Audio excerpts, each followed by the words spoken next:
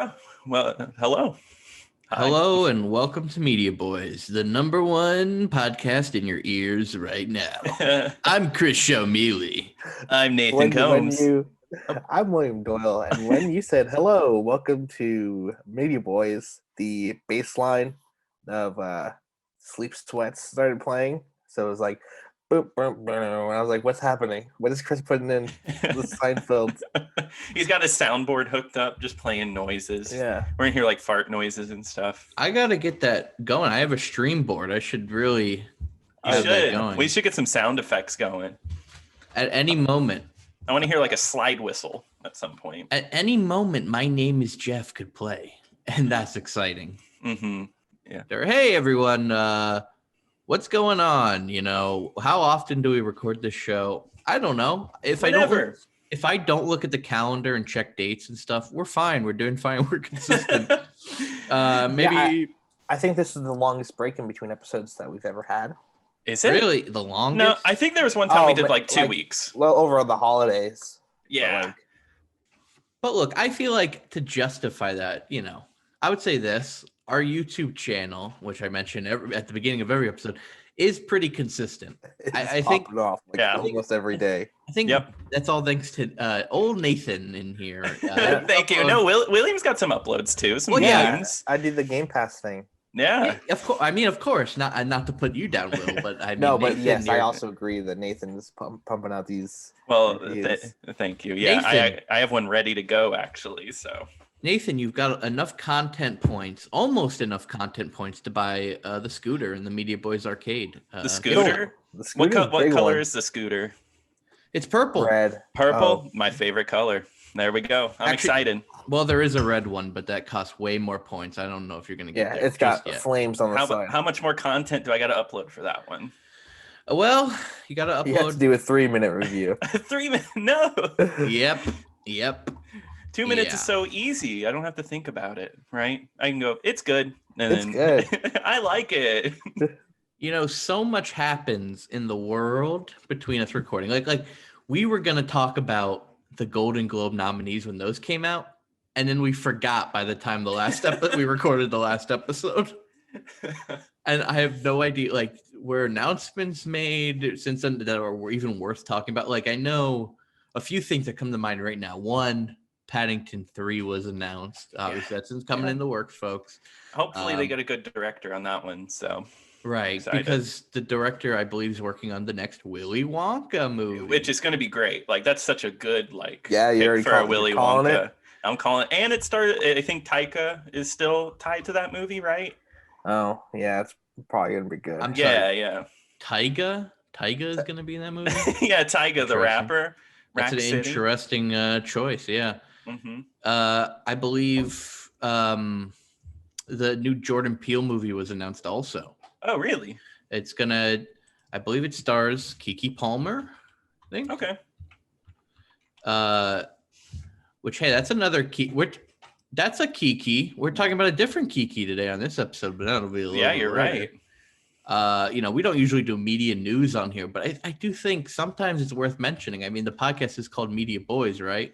Yeah, exactly. No, sometimes we cover media, like new stuff coming out, stuff we're excited for. Yeah, I recently found out that we do have to stop saying watch, play, listen. We do? Because there's the podcast with Troy Baker called Play, Watch, Listen. I know. Thanks, Troy Baker. No. Listen. We could still say it. He doesn't own the copyright. It's so generic. Oh, speaking of Troy Baker, he's going to come up a little bit later too. So, is he? Yeah, he was in the game we Oh, played. was he? That was he him? He was in he did the voice of the Maw. Oh, surprisingly, yeah. Don't you know there's only 5 voice actors that work in the gaming industry? Yeah, exactly. But I mean, watch, play, listen. The reason why we do that is just to keep order. I mean, it's just an order thing. Like when we, you know, in a normal episode, we don't have a movie for this episode. Mm-hmm. But when we do, we do the movie first. You can get out of here. Yeah. If you're saying for the movie. Keep that damn visual medium out of here. We don't need it. All right. Because we would usually do that. And then we go on to our game and then we do an album. But you know what? This episode is one of our episodes where we say, hey, look, new stuff came out and it's worth talking about, right? It is worth a full episode as opposed to a 2-minute review. I mean, it could actually be vice versa. I mean, like a 2-minute review, the whole point of that is to say like, hey, I like this, or hey, I didn't like this, really, at the end of the day. But here we discuss it a little bit more. And if anyone's listening to Media Boys for the first time here, this, of course, is a podcast where the three of us discuss 3 pieces of media normally, right? But look, a good part of this podcast is switching it up. Yeah, and also Right? we need a break from doing a ton of media. Yes, so, our last episode, our previous episode was Media Boys. mhm. Every 5th episode, we do a nice themed episode. I think that's a fun way to switch it up. It was fun. The Feed You Boys episode is very good. Yeah, it's a And great of episode. course, we are actually kind of doing something new on this episode. We had someone send us an album, actually, their own album, which we're going to be talking about after the medium. And I'm going to say this. If you have an album, you have a game that you made, you have a movie, please send it to us, mediaboyspod@gmail.com, because we will talk about it and we'll give you free promotion. We'll talk about the stuff that we thought was good. And yeah. Yeah. Also, it's fun. Yeah. I love doing like I love promoting smaller like artists, maybe people that, pushing them a little more into the world. So I'd love to get more content on here. You have nothing to lose. Exactly. Nothing. You don't have dignity left. What's Except wrong with you? Why do you have dignity left? Okay, self-esteem, get it out of here. I actually had a gym coach. That reminds me. I had a gym coach in high school that said you should not have a self-esteem. All right. What does that What? mean? So there's 3 lessons that I What? remember from this guy. Yes. Okay, listen here. The first lesson I remember, you should not have a self-esteem. A self-esteem is for a whining baby, right? A whiny little baby it's needy, okay? All right, 2. This is the other thing my gym coach in high school taught me. Your poop should float, all right? If your poop isn't floating, you don't have a healthy poop. That's not a healthy turd. Get that turd out of here. Pick that shit up and take it out. And I just realized I should have saved that for 3 because that would have been the funny topper. But nope, I didn't. I ruined it. But What's 3, the bad one? he said you shouldn't get vaccinated. Of course. There it is. He absolutely told us all these young, puberty going through teens that we should not get vaccinated. We should just eat vegetables. Great Vegetables, yes. And it took me a few years to realize this guy's an idiot. Once I knew something about the world, once I actually started to look around and know things. But Chris, your gym coach is one of our biggest listeners. Okay, Why you're alienating all of our fucking gym coaches? I did not mean to call him an idiot. Look, he was a nice guy. He called me Mealy Bug, which is I realized was kind of an insult because my last name is Mealy, and I guess there's a bug called the Mealy Bug. So really? That's what he called me. He called me a Mealy Bug, which That's really weird. Does this connect to like that one story of you like throwing deodorant? And was he the one who yelled at you? No, that was actually in middle school. Oh, okay, gotcha. I've had weird relationships with gym coaches. Oh no! And not sounds horrible. No, not in the classic way. Not in that way. Speaking of which, we played the medium. No, Okay. but wait, what if I know. I'm just kidding. Well, wait. What do you want to hear? Do you want me to tell the deodorant story? I thought Move you told it a few episodes ago, right? Did I? We can repeat stories. Go for it. Go for it. I mean, I could say it quicker this time. Maybe a few Yeah. less words, so we can get to the next point of the podcast. Well, look, what happened was basically kids in middle school used to throw deodorant over the lockers because they were really funny. And one day I said, I'm sick of this. Enough is enough. So I picked up the deodorant someone threw, and I threw it as hard as I could over the locker, and I yelled something. I don't know what I yelled. I was like, probably like, cut it out. And I guess Chris on the edge, man. I threw it at the exact worst possible moment I could have because slammed right into the wall next to where my gym coach was standing. Like he was walking into the locker room, just walking along, and a stick of deodorant slams into the wall right next to his face. He gets incredibly pissed off, picks up the deodorant, screams, "Who did this?" And everyone's just standing around in silence. And I don't know what came over me, but I raised my hand. Why did you do that? I fessed up. I fessed up to my crime. Chris, what happened? And he obviously was so pissed off. He started screaming at me. He was like, basically, what he said was, "I'm gonna throw this right through your head. I wish I could." Basically, like threatening to kill me with a stick of deodorant. He wishes he could kill a child. Jesus. And then after he did that, he threw it at the wall. It like exploded and landed right into the trash can. God, I bet you were red-faced. Like, I bet you were like, I can imagine. I bet you were embarrassed. I was scared for my life. Here I am, a young pre-puberty middle schooler. I almost got killed by a deodorant stick. And here you are talking about it on your podcast many years later. Thank God I lived to see my own, third or fourth podcast.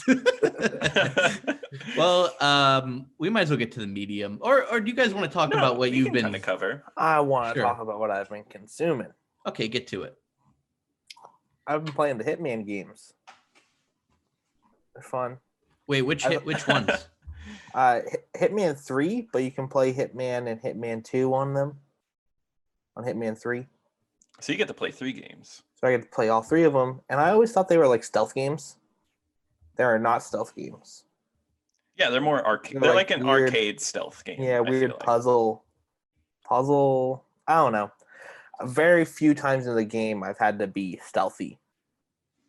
Yeah, it's a game that like fun. It's a game that's like, hey, go mess around, like kind of like a sandbox type, kind of. Yeah. And it kind of reminds me of like Tony Hawk, but with killing. Yeah. Killing. What I always liked about Hitman was like the challenges in each level. Like you can go like do special challenges. So like it's the same level. Skate. You gotta collect the VHS tapes. Exactly. You gotta find glue. You gotta find the poison. And then a real pro does it all in one run. Yeah. So, yeah. It's good. No, I love the Hitman games. That is a fun game. I didn't play Hitman 3 yet. I would like to. I think Hitman 1 or 2 was free once, and I downloaded it, and for some reason, are those games like, is it the full game you get, or do you have to buy the levels? So the free version, I think, only came with one. Like when it first came out, every episode was like a DLC. It was like an episodic game where a new episode would come out and you buy it for like $5. But it was a free game? You could buy like the base game for free. Yeah, they gave it usually away for like free. On episodic games, usually the first episode's free. So they hook you the rest. Yeah, to buy the other. Kind of like, Telltale did that where Life is Strange, which is Square Enix, but the first episode's free and then you can buy the other episodes for like $5 First hit's each. free. Yeah. Yeah, first hit's free. Yeah. I mean, I'd rather just buy the whole game. No, and that's the problem with that model. Yeah, they stopped doing that with Hitman 3. I don't think Hitman 2 wasn't like that either, right? I'm not too sure, to be honest with you. Yeah. But yeah, it's a bad model. Obviously Telltale shut down because that model didn't work for them too well. Yeah. And IOI, who does this game, stopped doing it because that model was no good. Yeah, exactly. Yeah, I don't like that. Yeah, but I guess I'll talk about. I listened to a new album, Cassandra Jenkins. I never listened to her before. Pitchfork gave her new album Best New Music, and I was like, okay, I'll check this out. They gave it like an 8.3. I think it's better than that. It's a really good folk light rock album. Uses like nature recordings in the background. It's like a weird mix. What I like the most is there's a spoken word track, which I love spoken word, in the middle of the album that I think might be one of the best songs of the year so far. So check it out. It's called An Overview on, let's see, it's got a long name. An Overview on Phenomenal Nature by Cassandra Jenkins. Good album. Recommend it. Two things, I guess. I finished reading Kind by Charlie Kaufman, and we've covered two Kaufman films on here before. Kind of talked about the book before it came out when we did Thinking of Ending Things. I finished it. It's good. It's pure, unfiltered Kaufman, so it really gets nuts and just like goes all over the place. But what's so crazy about it? It's a comedy. It is a comedy, and the joke writing in it is so well done, and it is funny, but it's Kaufman, so it's self-conscious, and like it obviously comments on the jokes itself. It's saying, it's mining everything it can from each comedic moment, the tragedy, and the humor, right? And one funny little thing in the book actually is that the character, he's a film critic, and he hates Charlie Kaufman. Like, he talks about how he thinks his movies are awful, and how he's just like this, oh, you make movies about lonely white men. Oh, how boo-hoo. He mocks him. And right after he mocks him, every time he gets hurt in some way. He like falls down a hole, or he gets hit by something. Every time. It's very funny. Meta. It's Wow. meta. And he talks about how he's like, he hates his creator. He doesn't exactly say Kaufman, but Interesting. I think that's fun. I think that's good. It's very funny. What is it called? Die Antwoord? No, it's called Ant Kind by Charlie Kaufman. Yeah, Die Antwoord. Famously, all their lyrics are made by Charlie Kaufman, right? Yep. Yeah. Right, he's a ghost And writer for Die and the Antwoord. robot. Yeah, and Mr. Chappie. Chappie. Yeah, Chappie writes their songs for them. Right. Another thing, thing an album I listened to. It's Tyrone by Slow Tie. Oh yeah, very good. Mm-hmm. I like Slow Tie a lot. It is half bangers, and then in the other half, it slows down a bit, but it's still very good. I thought it was a really good album. Probably one of my favorites I've listened to so far this year. I haven't listened to that many 2021 albums. I really, like I said on our 2020 episode, I said that I have to listen to more albums. So I think so far I've listened to 3 or 4. That's still pretty good. Like, Slow Tie is a good pick, I feel like, if you want to like get the best of the year. Tyrone by Slow Tie, very good. Would recommend listening to it. It pops, it bangs, it goes off. Or who wants to introduce the medium for us, huh? Oh yeah, the medium. It's a game that it's a Xbox Series X exclusive in PC, but it's kind of like a ghost detective game. The whole deal, the whole big thing about this game is that it runs 2 versions of the game at the same time. There's 2 parallel versions, one of like a purgatory and one of just regular old real life. They run simultaneously. The medium. What interests me the most about this game? When did the trailer for this premiere? It was during like the Game Awards, right? 2019? Yeah. It was 2019. I guess so. I guess I wasn't paying attention right when it was announced, but like I remember seeing a trailer for this during the Game Awards, and it looked very interesting. The idea of the split worlds absolutely interests me. I was like, I want to play that game. Yeah. It got me from the beginning. I did not know it was Teen Bloober, who we have covered before on Media Boy's with Blair Witch. Yeah, and I think this game's like ambitious, like especially coming from Blair Witch, because this game can only work on PC and Xbox Series X because of the split screen.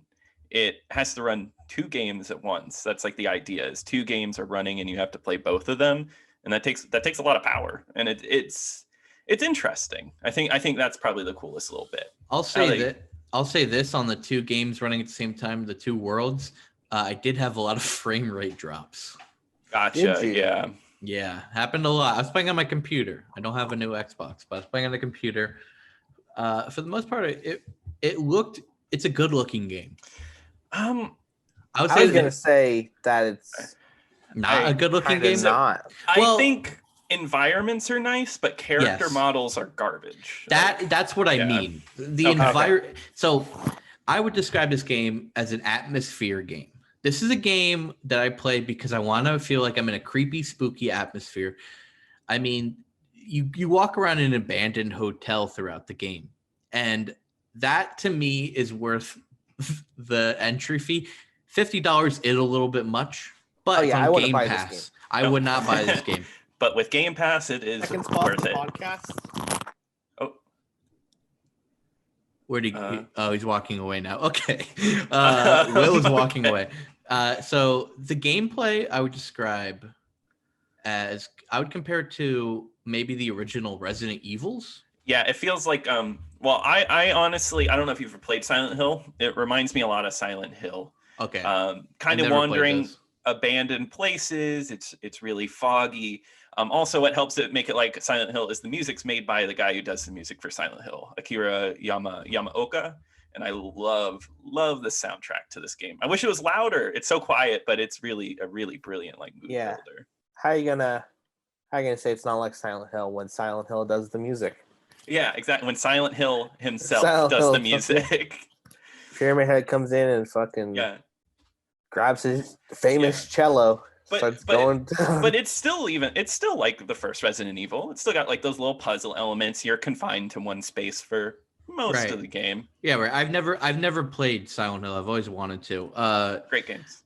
It's a fixed camera, so it's it's showing you what it wants to. You can't move the camera around yourself, which at first in any game like that, I'm like, oh, it plays like this. Okay, I guess.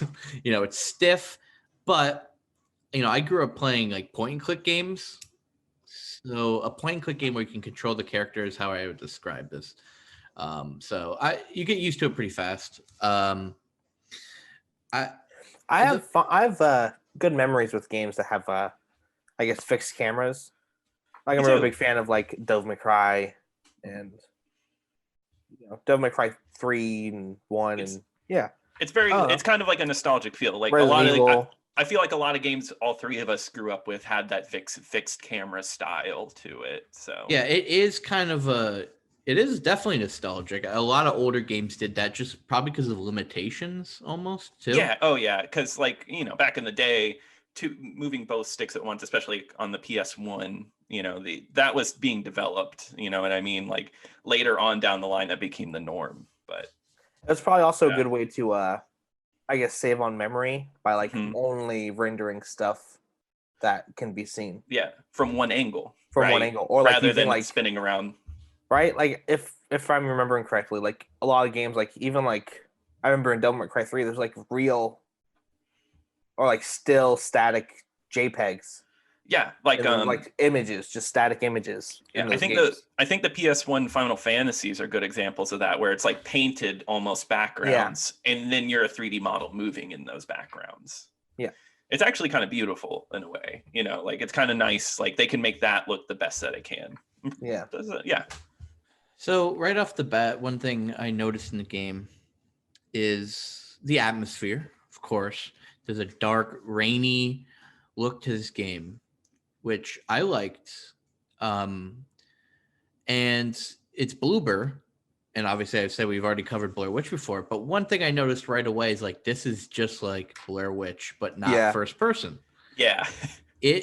There's so many things from that game that this does again, right? Like, so you play as, you're like the dog's in this game. The dog from Blair Witch. Yeah, the dog. Game. The dog shows up.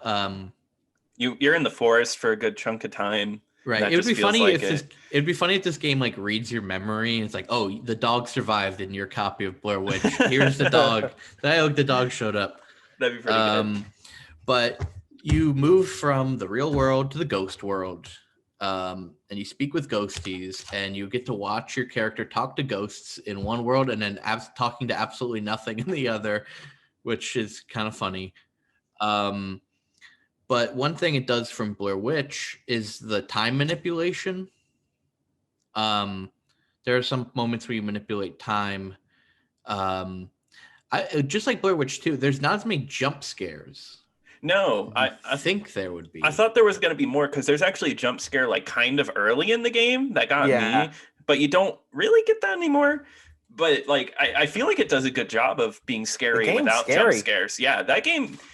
There's chase scenes, like the actual like monster that chases you this whole game is a freaky design. Like I think it's like freaky looking. He's like the scariest monster, and they do a good job of like not showing him for like the first few hours, and then like the reveal is like fucking terrifying. And then you don't even see him because he's invisible, like in the real world, and you have to sneak past an invisible creature. It's actually really tense. They do a good job with that. In the real world, he's invisible. Mm-hmm.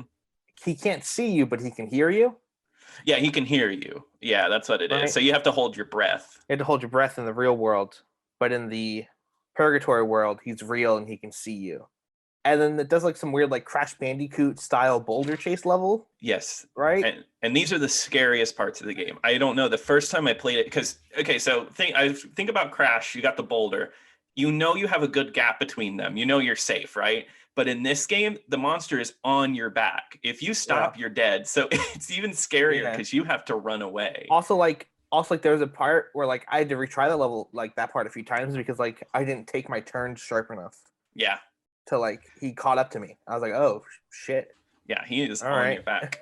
Yeah, that creature, the Maw, MAW, not like Maw. Okay, Octavia Spencer's not in this one. Or like the game The Maw that came from McDonald's with that purple monster guy. Or the Maw from Halo. Well, this creature, the Maw in this game, is very, very creepy. The voice is really well done, and thanks Troy Baker. Kind of reminds me of that creature from Pan's Labyrinth. You know the one, the eye one. He reminds me of Nathan Drake a lot. He's just like Nathan Drake. With the quips and everything, right? Yeah. He's funny. I will eat your soul. I'm going to wear your skin like a suit. Yeah, that's so funny. Remember when Nathan Drake says that? I don't know his name, but I'm going to get Sully. After he like commits mass murder, and he's like, I'm going to wear your skin.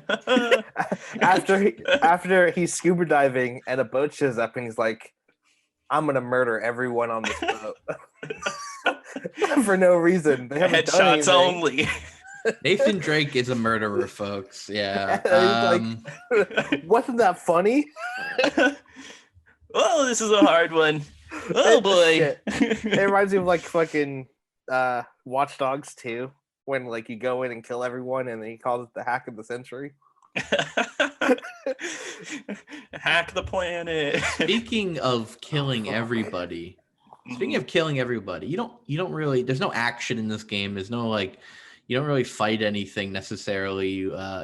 It's very basic gameplay, just walking around and looking at things.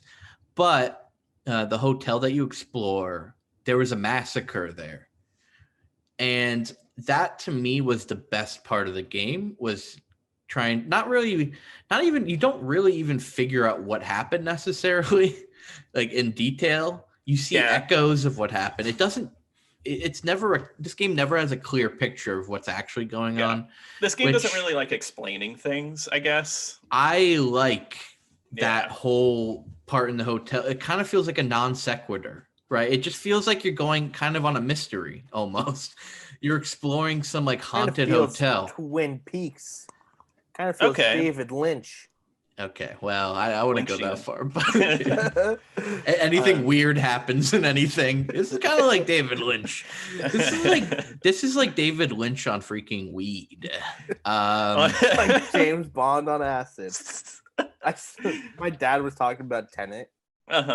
Did he say that? No. Well, he said it was like, it's this cool James Bond thing. I was like, it's like James Bond on acid. And he was like, yeah, it is like James Bond on acid. Snapping his finger. Yeah, that's it. I was like, that was like one of the fucking taglines. Yeah. So like the game never has a clear picture necessarily of like what's actually happening. Like you'll be in the back of my mind. I was like, I'm not really fully grasping this story. It's so basic. It's like, yeah, this person went nuts and killed these people, whatever. But at the same time, it's like a story being told to you through echoes and messages, and like the main character just saying the most basic stuff like, wow, this makes me feel sad, or something Yeah. bad happened here. Okay, Okay. how about just be a silent protagonist? Don't speak. No, but Um, she is the medium. I Yeah. know she's our medium. She's the one that's supposed to explain everything. Yeah, and I don't dislike that character. And I I'll be think honest, she's a really I don't good know why character. it was called the medium because I played this game on expert, like every game I play. Oh, Of course. something I did like about this game is that like usually in video games when I guess characters talk to themselves, they literally talk to themselves, right? They move their lips, and it's like shit, it's locked. Need to find another way around. But like in this game, it like they think it instead of actually moving their lips. They don't move their lips, and like there's a different, it sounds like a thought instead of her actually saying it, Mhm. which I did like. Yeah, I think that's good. I will say I really liked everything in the hotel, but this game hits a point where I kind of started to, I guess, like it less.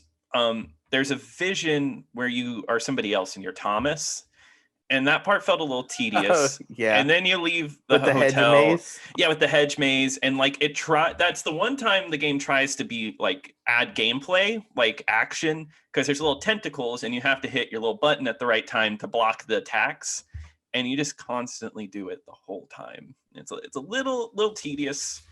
Not good. I didn't like that part. I could tell you like that part kind of killed it for me. So I was actually kind of getting bored playing as the medium. I don't think she's that interesting of a character. I really wish they would have given her a little bit more personality.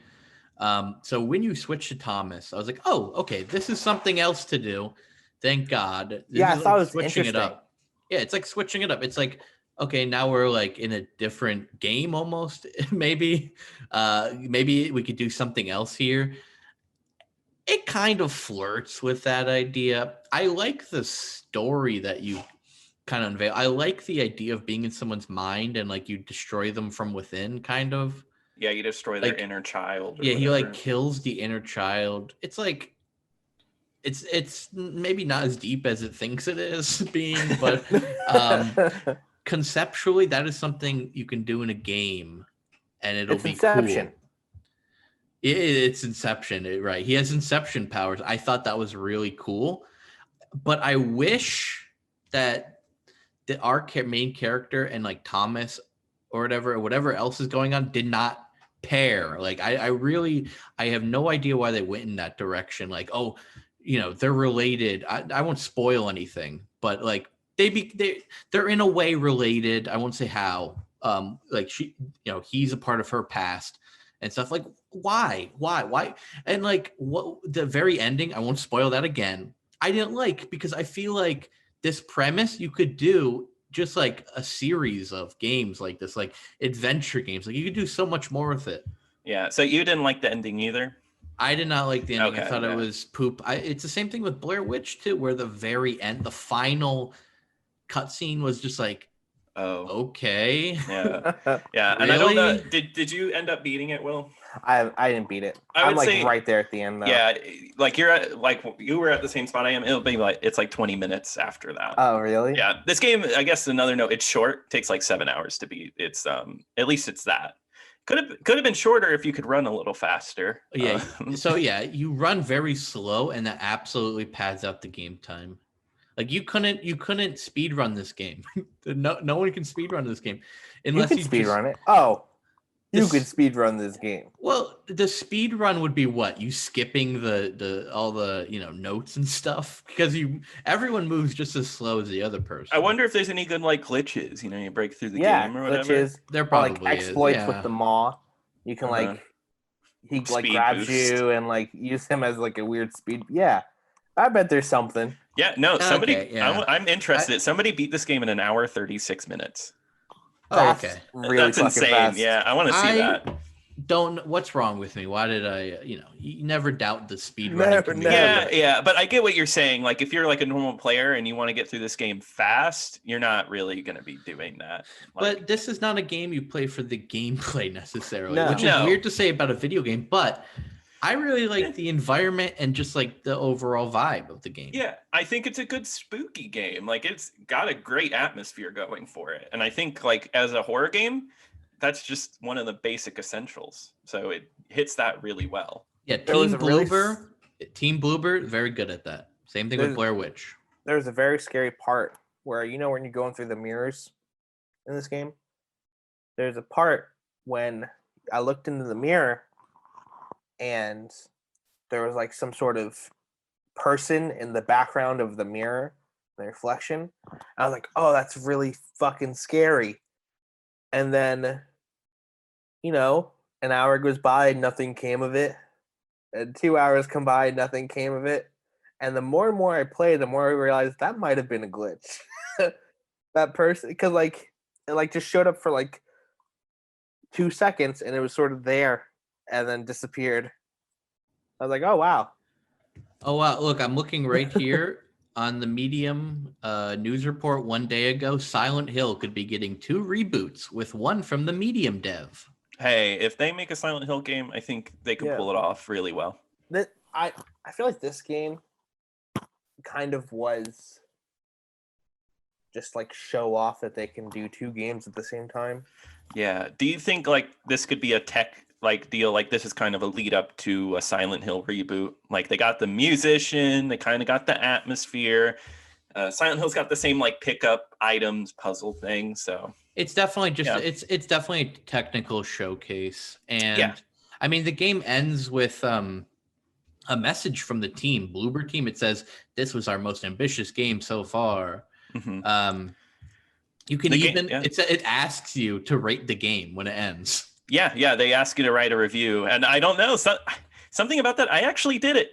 I rated it and everything. Yeah, because they asked me. They're like, "Oh yeah, we want to see how we did. This is a passion project, but we want to." So I rated it. Yeah. Also, can we see some of the data on your computer real fast? We just Well, I played it on my Series X. They can have all that data. That's fine.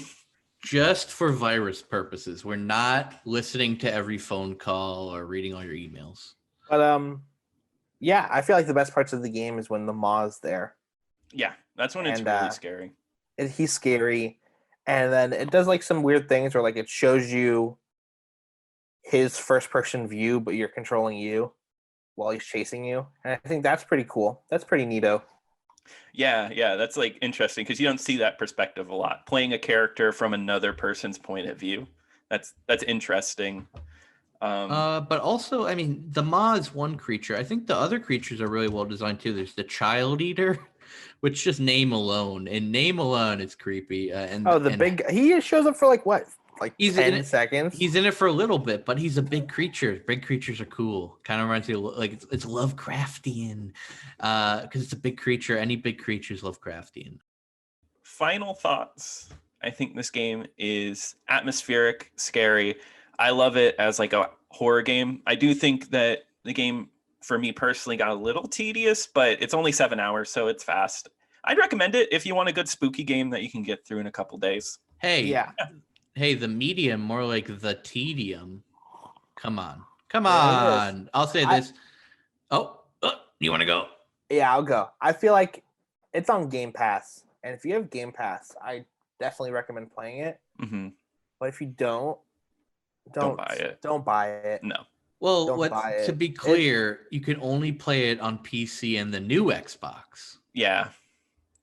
Yeah, but like it's like a, I guess, technical, and like you kind of can get that from watching it. Its whole deal.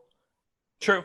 From watching it, and I'd say I'd probably watch it over spending $50 on it if you're really into those spooky scares. Yeah, good.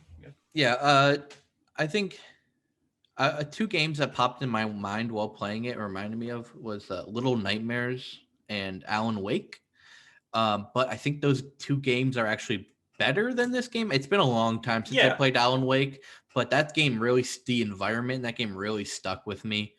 And this feels very inspired by Alan Wake. I don't know who made Alan Wake. It might have been Team Bloober. No, it's not Team Bloober. It's the team that made Control. Oh, okay. Forget their name. And what's the other game? Quantum Break.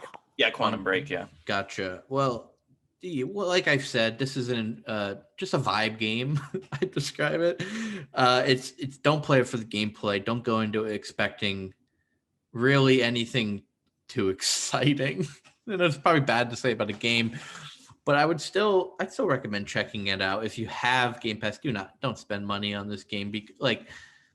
That's probably bad to say. I'm sure Team Bloober or Bloober Team, it's good to pay them. They deserve to get paid money because they did a good job with this game. But I'll be honest, I was reading articles, and like when it came out, maybe a week after, they said that they had recouped all their cost. So they're making money. Bloober Team's doing fine. They're on Game Pass. Yeah. If you are playing this game and you are maybe a few hours into it and you think, I don't really like this, put it down, because you're not going to get much more from continuing it. Will, I think you're like right at the end, so you might as well finish it. You might as well get that done. Yeah. It's not a very ceremonious ending. Like it just, the gameplay continues and then it ends. Yeah. It's something. But you got to finish it and put it on that end of the year list when Media Boys come back around. There's a whole aspect of this game about like communists and like party, patriots and stuff. The Holocaust comes up. The Holocaust but it's all like background stuff, and I get why. It's Napoleon Dynamite shows up. Yeah, there is a reference to Napoleon Dynamite. Yeah, in a game that takes place in 1999. It takes place in 1999, but some prescient fellow wrote down "Vote for Pedro" on a piece of paper. So very cool. But yeah, it's one of those games. It's like, I understand why the story is not like the most cohesive thing in the world. It's because you're wandering a dead world, looking at like, glimpses into the past. I get it. And that aspect of the game, it's fine. Whatever. I think they did a decent job with it. I think it is better than Blair Witch, the story, because in this game you actually you can find every note along the way. It's very linear, but they're all right there available for you. Whereas in Blair Witch, it was like, this is so scattered, and I really don't want to wander into the woods because I'm afraid I'll get lost. Yeah, I think that was my big complaint, was that the collectibles are so out of the way, and I don't understand why they did that. And I guess they took that concern from other people as well and fixed that this time. So right. Good. All right. Well, that was that. I guess we can move on to our next thing. Yeah, so this next one's actually pretty cool. We got recommended an album. Well, not recommended an album. An artist gave us their album, an early link, and we got to check it out before it released. Yeah. It is out now on Spotify. It is Kiki, Alarcon, an EP by Backhan, post-punk band from Utah Valley. They, it's an 18-minute EP, super fast, super quick. So they watched a review and were like, hey, check out this album, and why not? Let's do it on Media Boys, right? So we're doing it. Exactly. Now we're here. So what did you guys think of Kiki Alarcon? I liked it. That's how you say it. It was good. I'm a big punk boy, and it was right up my alley. Big fan of it. But it was good. I did like it quite a bit. I've listened to it a few times because it is so short. It's a nice short EP, 6 songs, and I think that is a great feature for punk because, Will, you talk about it every time all the time. Talk about it all the time, how songs are too damn long. Songs are too damn long. But I think for the punk genre, getting in, getting out, that is... Oh yeah. I think for me, part of the fun, because it's so fast. It's like, let's do that again. Because right when it finishes, start right from the top. Over. That's what I did with this album. I liked it quite a bit. The first song start with "Sleep Sweat." Yes, fucking great. What awesome, a great way to start this. Energetic start right from the top. And guess what? It never gets rid of that energy. It keeps it going throughout. Yeah, because I think the first 2 tracks, Sleep, Sweat, and Future Milk, like lead into each other, have the same vibe. They're really good. Like they are a lot of fun. It's just hard hitting. Like commenting on Sleep, Sweat, the theme of that song is just, I sweating, can't go to sleep because I can't stop sweating. And then I guess when he does sleep, he's stuck in sleep paralysis, and he sees someone, and it kind of has a horror theme to it. But it's not like, downbeat. It's not downbeat or anything like that. But it keeps things bright. It has energy. It has forward movement. Yeah.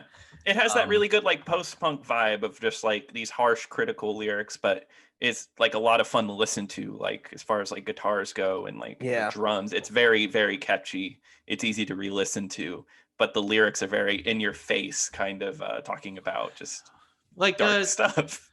Like social anxiety. Yeah, yeah. And I guess like, if you're sweating, if you're constantly sweating, can't fall asleep, it's health, a health issue. I sweat a lot. I'm a big sweater. Hey, me too. And if I have more than one sheet on me or more than one blanket, I will sweat to death in bed. So that song was very relatable. It's fun to sing I Sweat along to a song. I would love to hear that live, so I scream that out loud. It would be fun. Yes. A live show of this would be awesome. Like this sounds like great live content. It'd be a lot of fun. Yeah, I think once concerts are a thing again, come to Florida. If you guys are listening, I hope. Or we go to Utah. Or we go to Utah. Go to Salt Lake City. Hey, I've never been. Neither have I. The second song on the album is "Future Milk," which is one of my favorite songs. I would say. Yeah, on same. The EP. It made me laugh. Actually, I thought this was a funny song. It is one of my favorite things that albums do, where the song's like a kind of.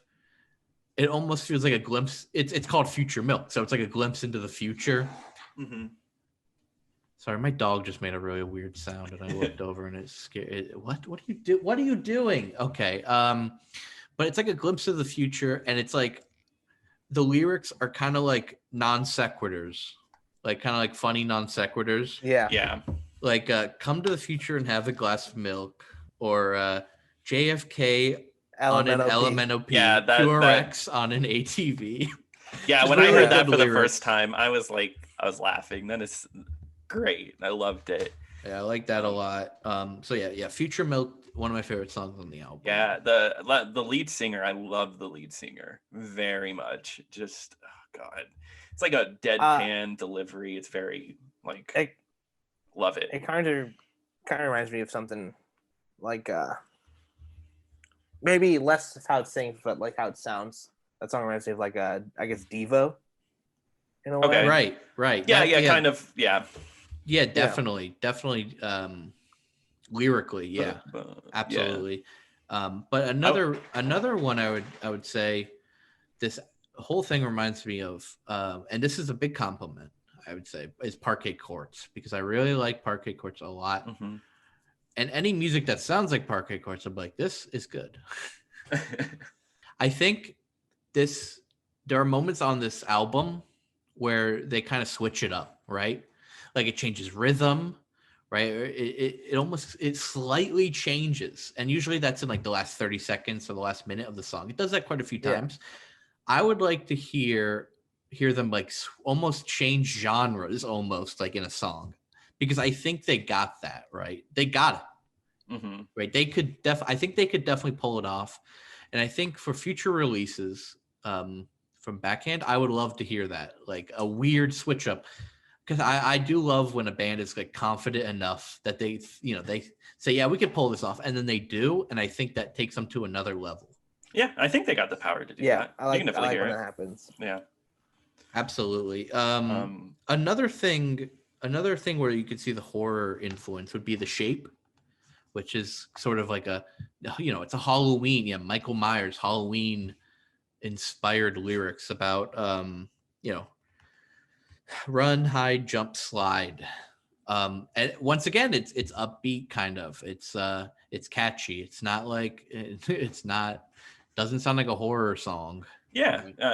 it reminds me, like, if you want to talk about horror influences, even the album cover has like a lady looking in the mirror and she's a lizard person. She's a lizard, yeah. And it's like orange, like, which I mean, and I guess it could be scary, but it comes off as almost comical with the text and everything. I do love that album cover. It is a great album cover. Yeah.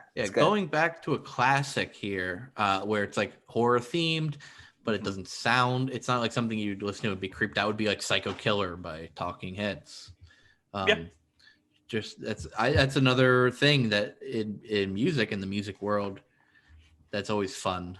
Like weird future sounds. You also have upbeat horror songs almost. Yeah, I like that because like that you're bringing this up because I feel like you can feel those like the not references, inspirations. You can definitely tell it's influences. Yeah, influenced by a lot of different stuff. Yeah, homage.